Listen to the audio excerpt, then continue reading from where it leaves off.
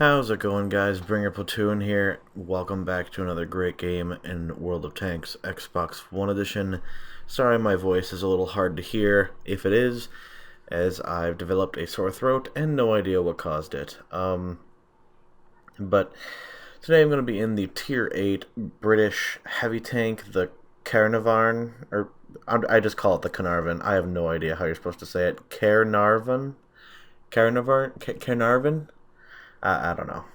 But anyway, so this tank has been buffed over the past few years, and some changes, well, some key changes include they buffed the angle on the top part of the turret, which means that people cannot auto-pen it in similar tiers by shooting the roof of it flat on. Instead, they have to be looking down on it to pen it because of its really great upgraded angle, and by upgraded I mean again years ago. And they gave it a better alpha damage gun. Instead of dealing 220 damage, it now deals 200, or was it 220 damage? I think it was even lower than that. Instead of dealing whatever it was, they now buffed it to, well, not now, again years ago, they buffed it to 280 alpha, and now it's actually competitive in its own tier. It's got decent DPM, it's got 220 standard pen for your AP rounds, or 226, my bad, and 252 for your premium APCR rounds. And, yeah, other buffs from the past include a better armored turret overall. I know I mentioned the roof of it having a better angle, and that is true, but they also gave it a better mantlet and turret ring armor as well. So those are all great things. I don't know if they buffed anything else without me knowing. Pretty sure the accuracy stayed the same at .34 for the gun. Let's just see what that is really quick. It is a tier 8 gun, of course, and it is, yep, .34. I don't know if these stats are going to be the same on the console, but again, I'm looking at tanks.gg. You get 400 view range, wow. And like I said before, you get the 280 alpha damage per shot on average. Your aim time is a little disappointing at 2.3, but it's not terrible. And you're a pretty slow tank overall regardless, so that really doesn't matter all that much. 34.3 is your top speed, and 34.3 kilometers, sorry, is your top speed, and 12 kilometers an hour is your reverse speed. You get 1600 health, you get 10 degrees of gun depression, 18 degrees of gun elevation, you got a fire chance of 20%. That kind of sucks.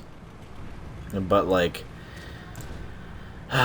when you get tier 10 games in this thing, it does struggle, because even using all of your gun depression, your upper plate is still pennable by premium rounds, which isn't a big hassle, but it does go up to like 290 millimeters of protection on its highest part. This is again using all of your gun depression. Your mantlet is around 280 millimeters of protection, and right in the gun it's 310. But yeah, people can pen you in tier 10 tanks with relatively no problem, shooting upwards at your upper plate with premium 330 to 340 heat or APCR pen, doesn't really matter. And yeah, it sucks in tier 10, but with you hull down and you're hiding your upper plate, and all they have to shoot it is your turret, you're pretty much doing everything you can to make your turret as armored as possible. And while every gun and tank in the game has its limitations, that is certainly this tank's. And I get my turret damaged there, or broken, sorry, it's repairing itself. And look how I bounce the shot. I aim it without even fixing the turret, and what happens? Alright, that somehow hits the track, or damages the track, and does nothing, but sure, that was clearly the lower plate, but thanks, game.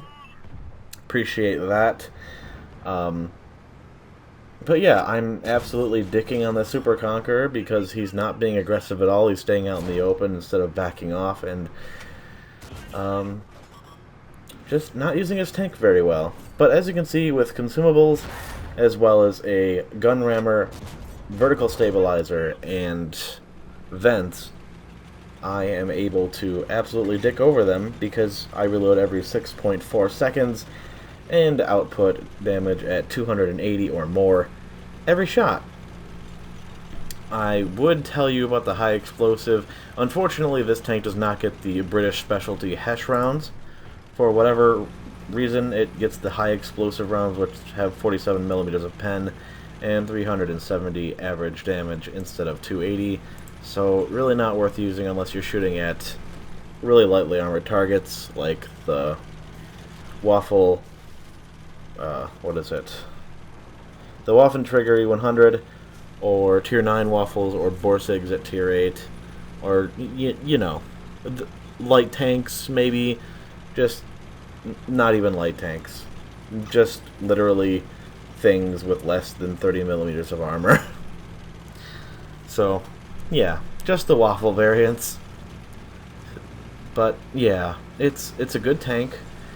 It's been a while since I even considered playing it again, having 3-marked the Super Conqueror, the Tier 9 Conqueror, and the Black Prince. I figured this was the logical step to go in, just to complete the little line from 7 to 10, from Tier 7 to 10.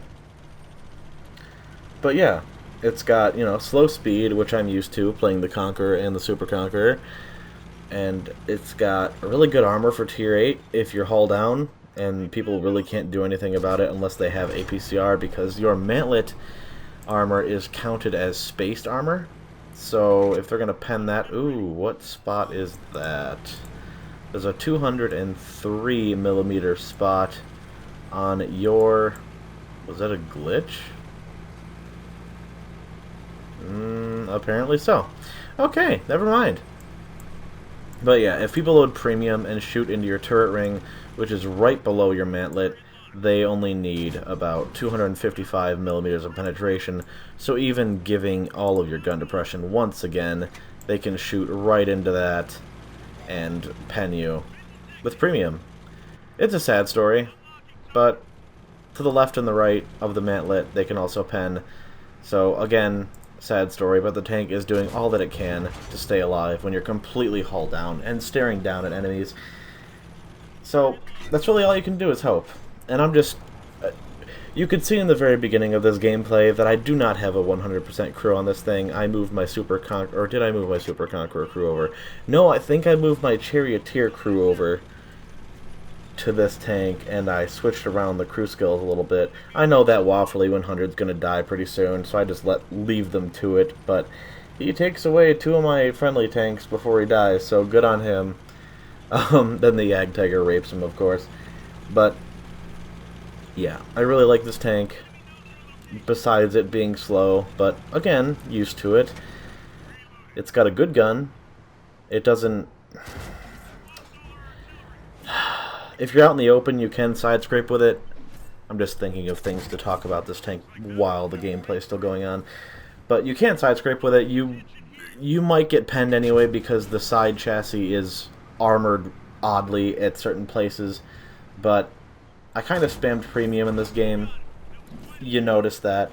I'm sure you do, because plenty of people will comment about it in the comment section, or the few that do. But I really don't care. I'm facing Tier 8 and Tier 9s, or, well, Tier 9s and Tier 10s, with 252 average pen. So you can suck my dick, and I get a Ace Tanker medal there, because I played it smart and stayed as defensive as possible at all times, except through the end, when I was going for damage, or, well, more damage. I already had a decent amount, but I figured I would press my luck, because I had the HP to spare, and etc. So that is 6,200 damage combined, a little more than that, and for this tank, that is phenomenal. All you need to 3-mark this tank is, I believe, 2,600.